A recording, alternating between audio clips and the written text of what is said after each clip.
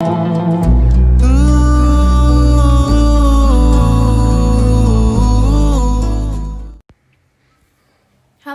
guys, I'm back with a 1-month update of me living in Kenya. I think it'd be appropriate to start with housing and accommodation, since that's where my last video left off at, which was house hunting, which go check it out if you haven't seen it yet. Anyway,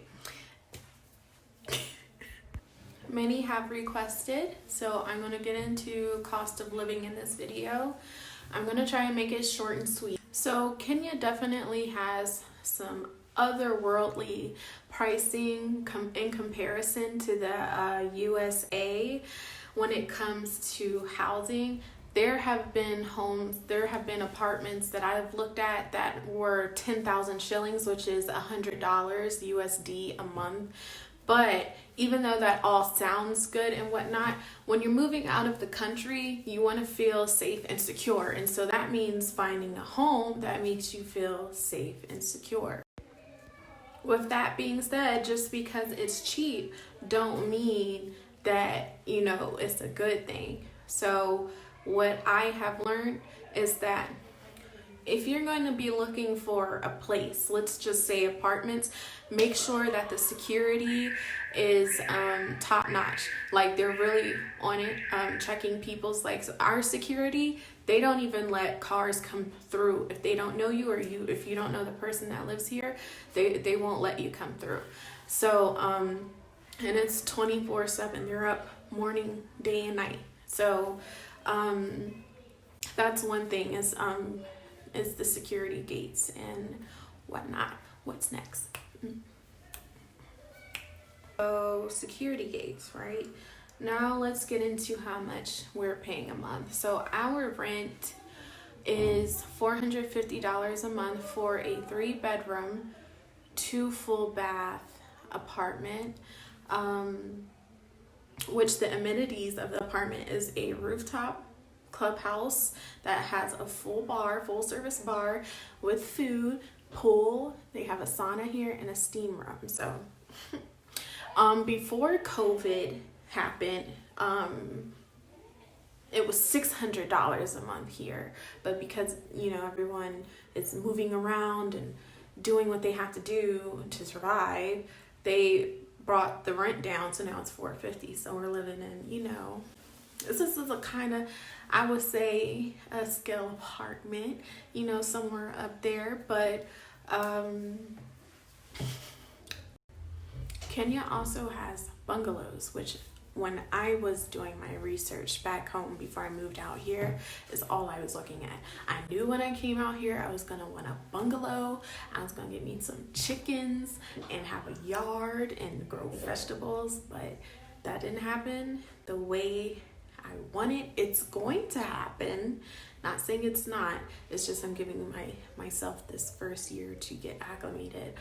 But they have homes like that range from $200 all the way up to like $1,500, $2,000 a month for rent. And they're in certain areas that are a little further out.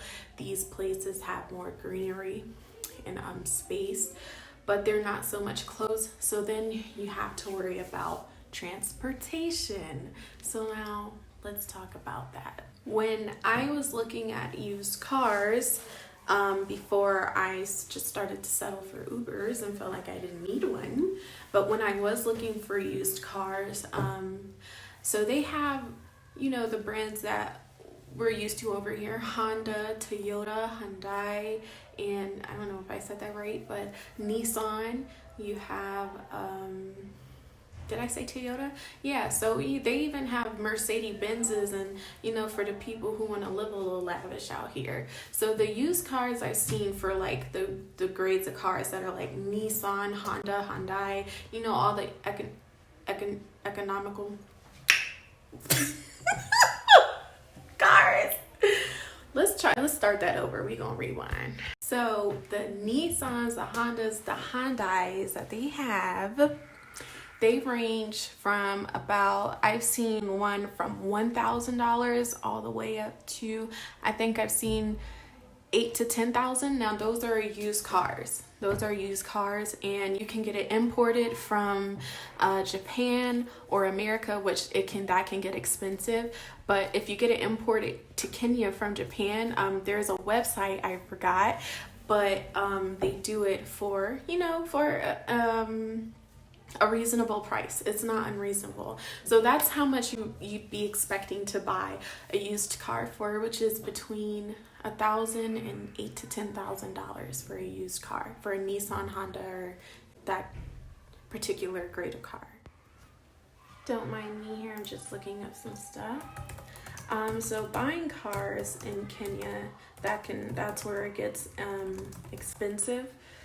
So now that's where we're getting into the prices that we're all used to of how much a car costs. So we came here with the intention of getting a used car, but after taking the Ubers, we figured that it's just really no point in having a car, especially it's just like in a foreign country trying to learn the roads. The roads out here, they drive. I thought Maryland drivers were bad, and I thought DC drivers were aggressive. Let me tell you something. I will be catching an Uber for a whole year, and that's that on that. But if you decide to move out here and get you a used car and drive, then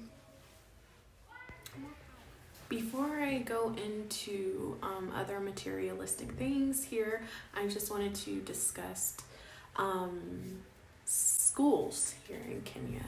So they do have private schools, they have government schools. I read somewhere that private schools, according to the international, what's it here? Big fancy name. International Schools Database, private schools typically range from $6,300 to $30,000 here in Kenya. But they're still cheaper than the government schools, because the government schools are significantly 30% to 40% more expensive than that. Then you have the option of homeschool and tutoring. Kenya doesn't have much laws against it or for it, so you do have your group of moms and parents who did come up with something to regulate it.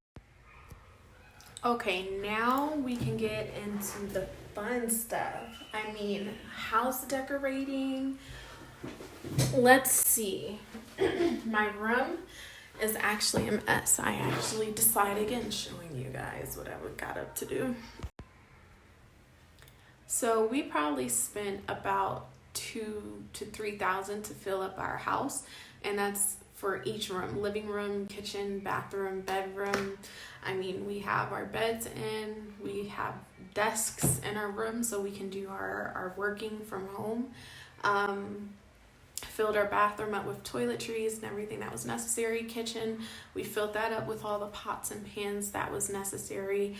We have our TV, a TV stand, table to eat on, chairs, couch, curtains. I don't know if everything that you walk into and see in a home, we have. All praises to the Most High. And that cost us about $2,000 to $3,000 to fill up our 3-bedroom, 2-bathroom apartment. We definitely did go to multiple discount stores. We also went to a store that's the equivalent to Walmart, kind of like Walmart is better. Don't tell nobody I said that. But it's called Carrefour, and it's similar to Walmart, so that's where we got all our stuff from. And the prices that we paid are similar to the prices that we would have paid at home for like a knife set, a pots and pan set, cup set, plates and all of that, toilet paper, small essential stuff that you would get from Walmart, like that is, the prices aren't too far off from how much it would cost to get from Walmart over here. So in that kind of sense, the prices are the same. Now, we came down here on a deal that our girl Kristen hooked us up with for our beds. I have a queen bed in my room with 4 pillows, and everything cost $400 for a queen bed, a queen mattress, 4 pillows, and just all the, the blankets and stuff. Okay, so with the blankets and stuff, so it would, everything, the blankets, the sheets, the pillowcases, everything combined, it was at least $500 for like the whole bed set alone. And that is not too shabby, honey. I ain't mad at that, because it's from a place called Dr. Mattress, so the quality of their product is like, okay. Clothes, because we need clothes, right? I have not visited any of the clothing stores, actually. So unfortunately, I can't really tell you about that. I did catch glimpses here and there, so it's, again, not too far off from how it is back home. But what I can tell you is that I did see brands like Zara. I know my Aunt Dominique, shout out, boo, love you. Because I know you watching.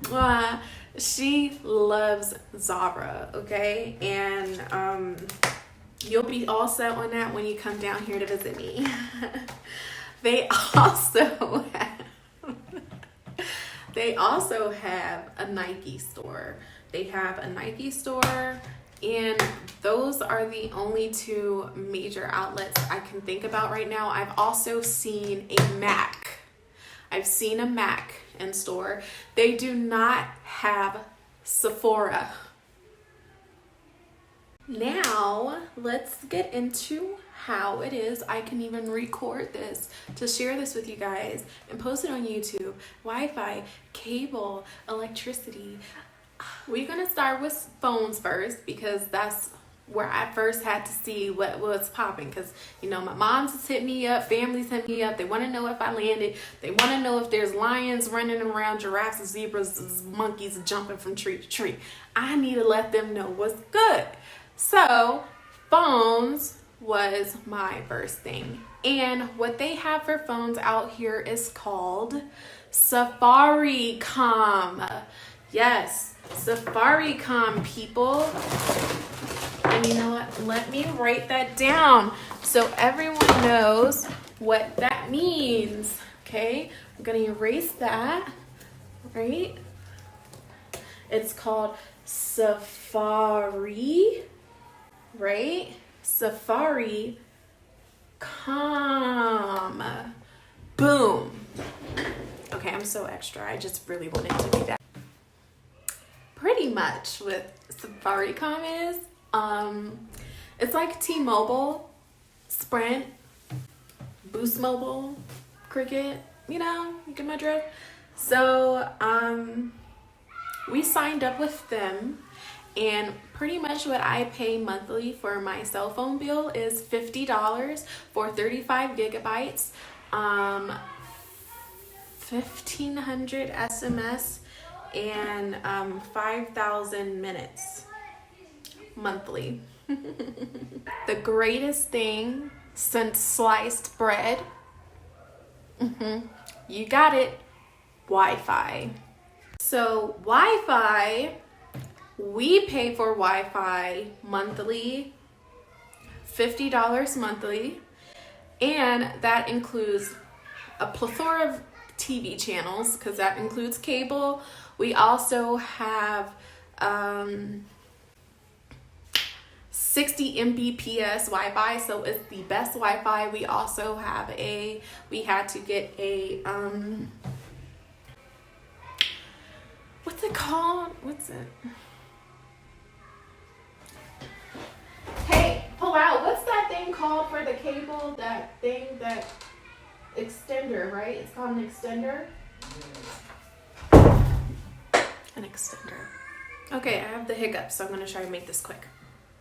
So, M-Pesa. Lord, where is my whiteboard? We're learning a new word called, Lord, M-Pesa. So, M M-P-E-S-A. M-Pesa. And pretty much what that is a buy goods system.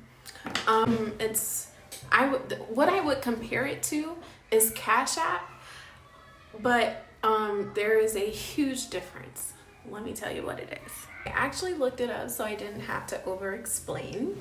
And pretty much M-Pesa is the name of the product, but Pesa is money in Swahili. And pretty much what M-Pesa is a mobile phone based money transfer service, and payments and microfinancing service. So a lot of businesses across Kenya use it. It's just a thing out here that they use. So many of times I have been to Carrefour. I've walked up to the counter. They've ringed up my stuff. I say M-Pesa. They say okay. They'll send a message through to my phone that says make such and such payment for X amount. And then I type in my PIN to that message that the cashier then sent, and I would have paid for my goods. And that's how it works. It's a pretty neat system. But it's like a credit card, where your phone, because they embed the app on your phone, so you would pay on your phone. But it's like a credit card, but it is not a credit card, and it is not a bank account, because you would still have to fill this M-Pesa up with money from your bank account. That is my 1 month update as far as cost of living goes here in Kenya. I hope it was very informative to someone and helpful for somebody. Don't forget to like and subscribe for future updates.